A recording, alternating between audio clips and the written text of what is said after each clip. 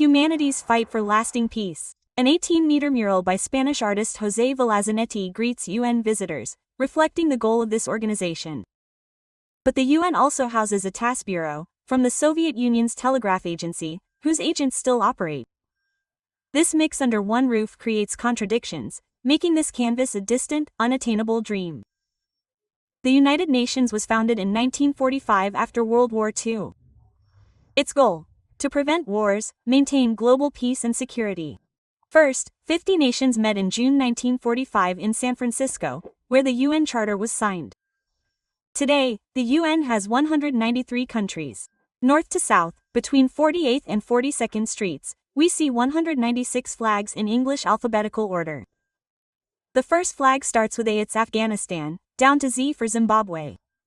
These are the flags of 193 nations, the 194th is the UN flag, and 195 and 196 are the observer states, the Vatican and Palestine. Across from the UN, steps are named for Nadin Sharansky, a Soviet dissident born in Donetsk.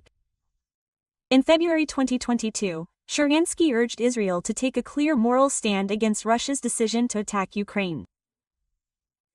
He called Russia's invasion the biggest threat to the free world since World War II, saying Israel must stand firmly with the Ukrainian people. The UN headquarters in New York has 4 buildings: the General Assembly, the Secretariat, the library named after Dag Hammarskjöld, and the Conference Building. The 6 main UN bodies are the General Assembly, the Security Council, the Economic Council, the Trusteeship Council, the International Court of Justice, with 15 judges from different countries, located in The Hague. The Secretariat employs 6,000 in New York and 40,000 worldwide. It's a 29-story building. The Secretary General's office is on the 28th floor. Each term is 5 years. The Conference Building houses the Security Council, the Economic Council, and the Trusteeship Council. The UN Security Council is responsible for maintaining global peace and security.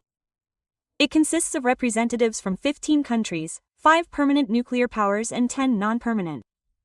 The 5 permanent members with veto power are China, France, Russia, the UK, and the US. They are the victors of World War II. After the Soviet Union's collapse, Russia occupied the permanent seat in December 1991, claiming to be the USSR's successor, though Ukraine, Belarus, and the USSR were UN members since October 24, 1945. The General Assembly elects 10 non-permanent members from different regions for 2-year terms. To become a non-permanent member, a country submits an application to the General Assembly. The General Assembly votes, and if they get a 2/3 vote, that country joins the Security Council for the next term. The Security Council is the only body that creates legal documents that all countries and individuals in the world must obey. To pass a resolution, 9 members must vote in favor, provided that none of the 5 permanent members use their veto. A veto blocks any resolution. The 15 members sit at the Security Council table in English alphabetical order. Place names go counterclockwise and are constantly changing. Each month there is a new Security Council president. Representatives from other countries may also be invited during open discussions. The Security Council focuses on issues of war, terrorism, peacekeeping missions, and the UN budget. The UN has 6 official languages: Arabic, Russian, English, French, Spanish, and Chinese. Here are the booths for simultaneous interpreters. Because Russia, as a permanent member, has veto power, the issue of Ukraine is always blocked, so it was brought to the General Assembly. Recently, 140 countries condemned Russia's war in Ukraine, which the UN calls a conflict. That is, the UN takes a position to maintain diplomatic relations and preserve dialogue. Situations often arise where one party influences decision-making in its favor by using its veto. The UN as an organization has no right to vote, so decisions made in the UN largely depend on the political will of each country. Sometimes countries abstain from voting for various reasons. This could be fear of retaliation or alliances. The same applies to the Security Council reform. When the UN was founded, it wasn't foreseen that a Security Council permanent member could use veto power to start a war, because it goes against the Charter. UN visitors can learn about 2 types of missions. UN peacekeeping missions aim to stabilize situations in conflict zones worldwide. Peacekeepers aren't UN staff, they're volunteers. When the Security Council gets 9 votes in favor, they approve a mission, unless it's blocked by veto. As we can see, there's no such mission in Ukraine. Initially, since the UN's founding, 70 missions were established, and only 12 of them are active today. Peacekeeping missions are divided into two groups: traditional missions, and also multifaceted ones. Traditional missions were created from the beginning of the UN's founding until the end of the Cold War.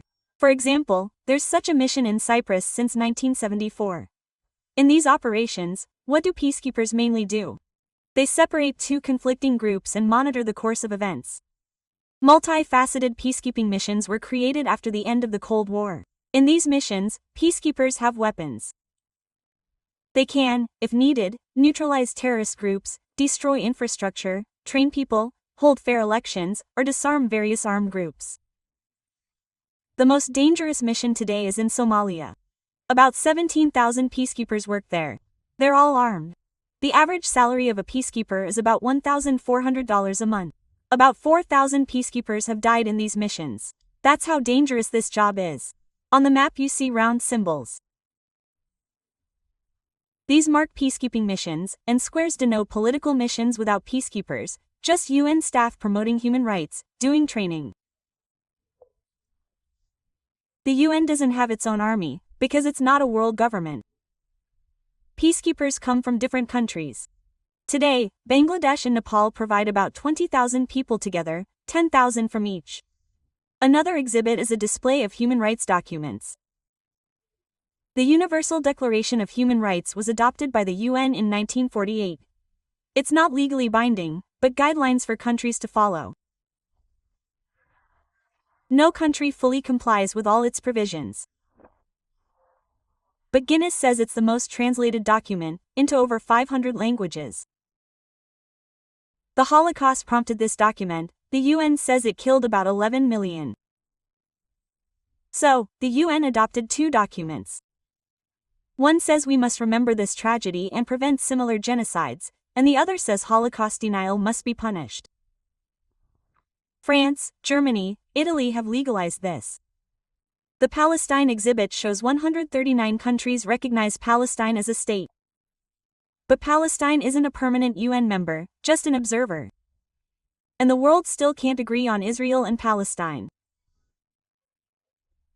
You can also explore key national strategies planned up to 2030 at the stand featuring the 17 Sustainable Development Goals, where Finland ranks first and Venezuela last.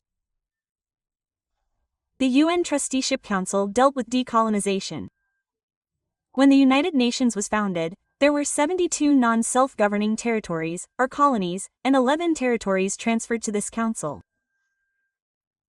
In 1994, Palau gained independence, and this body suspended its work. Here are two translators in booths. They switch every 30 minutes because the work is quite demanding. They need to know the context in advance.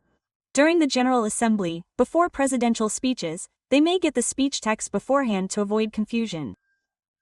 The UN Department of Economic and Social Affairs deals with humanitarian issues, development, and environmental issues.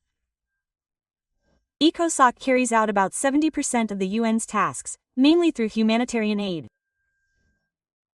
This council consists of 54 members elected by the General Assembly for 3 years. There's also UNICEF, UNESCO, and the World Health Organization. They discuss development and humanitarian aid issues. The Central Emergency Response Fund actively helps countries in crisis today, like Ukraine and Pakistan. There are 298 gifts from different countries at UN headquarters. These are frescoes, sculptures, and paintings. From Ukraine, there is a rug and a jug located near the Security Council. A handmade tapestry dedicated to the memory of the Chernobyl tragedy. A gift from Belarus, created by artist Alexander Kushenko.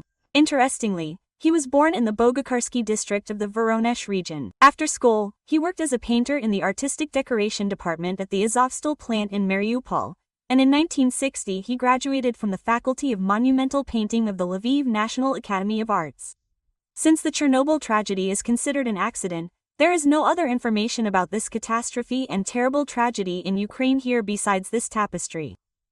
The UN created several conventions to prevent the use and testing of weapons of mass destruction. This convention was adopted in 1996 by 5 permanent members, and also defined zones where weapons cannot be tested, stored, or distributed at all. Due to Russia's invasion of Ukraine, the amount spent on military spending in the world is increasing. The hall with exhibits on weapons of mass destruction, as well as military spending, shows that today more than 37.9 million people live in poverty, that is, they live on less than $1.25 a day. And only 10% of the money set aside for armaments is needed to completely eliminate poverty in the world. An example of this contrast is the cost of manufacturing an anti-personnel mine for only $3 and the cost of demining it is nearly $1,000. In addition to the fact that this is an extremely dangerous job, because mines are dangerous for 50 years after they are installed, the UN General Assembly in New York is the only place in the world where you can see representatives of all UN member countries. They gather together to find solutions to global problems. Every nation works on things like world peace and security, development, and human rights. But, as we see, not every nation wants that. Each country has just one vote, regardless of their status at the UN. Whether permanent members or not. All resolutions drive change and are advisory. You see 3 chairs. One for the Secretary General, the middle one for the General Assembly President, elected yearly, and for the Deputy Secretary General. 2 panels next to the podium are for vote tallies. General Assembly seats are assigned to countries alphabetically. There's also a table for various international and NGOs involved in different sessions. That could be Interpol, the European Union, or NATO. They can all give recommendations to the General Assembly. It's a platform for all countries to gather and agree on how to solve problems together.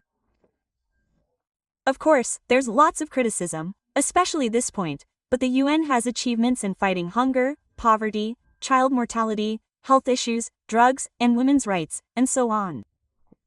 We just need to implement these achievements in Ukraine.